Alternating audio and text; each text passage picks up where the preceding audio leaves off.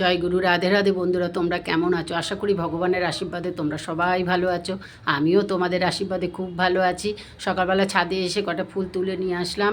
ফুল তুলে নিয়ে এসে দেখো সবাইকে সাজালাম। দেখো